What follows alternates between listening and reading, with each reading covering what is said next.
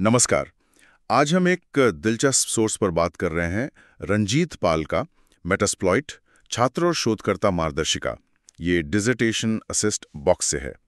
तो हमारा मकसद है मेटास्प्लॉइट को समझना।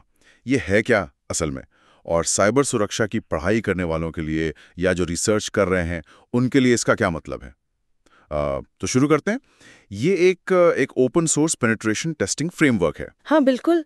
पर ये सिर्फ आप कह सकती हैं हैकिंग टूल नहीं है, उससे कहीं ज्यादा है। अच्छा। हाँ, ये असल में एक प्रैक्टिकल लर्निंग प्लेटफॉर्म है।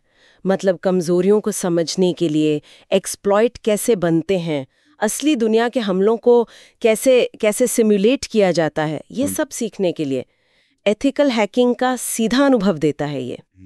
तो अकादमिक नजरिए से देखें, मतलब छात्रों के लिए, शोधकर्ताओं के लिए इसका क्या खास फायदा है, वो इसे कैसे यूज करते हैं। देखिए, छात्रों के लिए तो ये जैसे थ्योरी को एक्शन में देखना है। वो सीखते हैं कि हमलावर असल में सिस्टम कैसे तोड़ते हैं, और फिर उससे भी जरूरी कि ऐसे हमलों से बचा कैसे जाए। राइट, डिफेंसिव साइड भी। बिल्कुल। और शोधकर्ताओं की बात करें तो वो इसका इस्तेमाल करते हैं नई नई तरह की कमजोरियों, नए एक्सप्लॉइट्स को स्टडी करने के लिए, सिस्टम की सिक्योरिटी को टेस्ट करने और इंट्रूजन डिटेक्शन, मतलब घुसपैठ का पता लगाने वाली नई टेक्निक्स बनाने के लिए भी। ये सिर्फ क्या नहीं बताता, बल्कि क्यों तक ले जाता है, गहराई तक। अच्छा, यहीं पर ये इंटरेस्टिंग हो जाता है। इसकी वो कौन सी खास बातें हैं, फीचर्स हैं जो इसे इतना इतना पावरफुल बनाती हैं? कई चीजें हैं। पहली बात तो इसमें एक्सप्लॉइट्स और पेलोड्स का बहुत बड़ा कलेक्शन है, शायद 2000 से भी ज्यादा। 2000, बाप रे।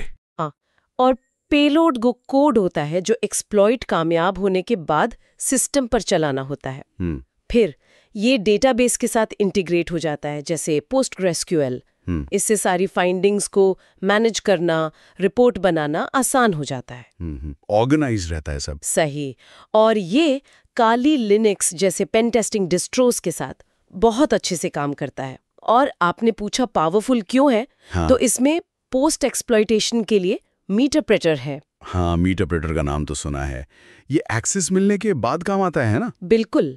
एक बार सिस्टम में एंट्री मिल गई तो मीटरप्रेटर से आप बहुत कुछ कर सकती हैं। काफी अंदर तक कंट्रोल मिल जाता है।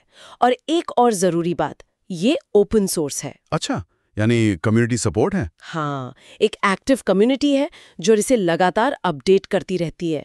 नए खतरे आते हैं, नए एक्सप्लॉइट्स जुड़ते जाते हैं, तो ये हमेशा रेलेवेंट रहता है। तो फिर सीखने और रिसर्च में इसके असल इस्तेमाल, मतलब प्रैक्टिकल एप्लीकेशन क्या है?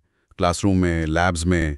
और इससे वो अपने बनाए सिक्योरिटी टूल्स या फायरवॉल आइडियाज वगैरह को टेस्ट भी कर सकते हैं कि वो कितने असरदार है। और रिसर्च के लिए तो ये बहुत ही उपयोगी है। जैसे किसी को सिस्टम वल्नरेबिलिटी पर थीसिस लिखनी है या मैलवेयर एनालिसिस करना है, तो वो मेटास्प्लॉइट यूज करके अपने आइडियाज को टेस्ट कर सकते हैं। बिल्कुल। ये उन्हें प्रैक्टिकल तरीके से अपनी रिसर्च को वैलिडेट करने का मौका देता है। तो अगर हम सार निकालें, इसका मतलब ये हुआ कि मेटास्प्लॉइट सिर्फ हैकिंग का कोई टूल नहीं है, ये तो शिक्षा और शोध का एक मजबूत ढांचा है, एक फ्रेमवर्क है। बिल्कुल। ये छात्रों और शोधकर्ताओं को एथिकली, मतलब नैतिक दायरे में रहकर सिस्टम की कमजोरियों को खोजना सिखाता है, और साइबर सुरक्षा डिफेंस मैकेनिज्म में एक्सपर्ट बनने में मदद करता है। थ्योरी और प्रैक्टिकल के बीच का गैप भरता है ये। बिल्कुल सही कहा। और यहीं से एक सोचने वाली बात निकलती है। देखिए, मेटास्प्लॉइट सीखने के लिए भी इतना पावरफुल है और हमले सिमुलेट करने के लिए भी। तो जब ऐसे फ्रेमवर्क्स इतनी आसानी से उपलब्ध हैं, तो ये साइबर डिफेंस और साइबर क्राइम के बीच जो एक लगातार दौड़ चल रही है ना? हाँ, वो बिल्ली चूहे का खेल जैसा। हाँ बिल्कुल। तो इस दौड़ के बारे में ये क्या बताता है?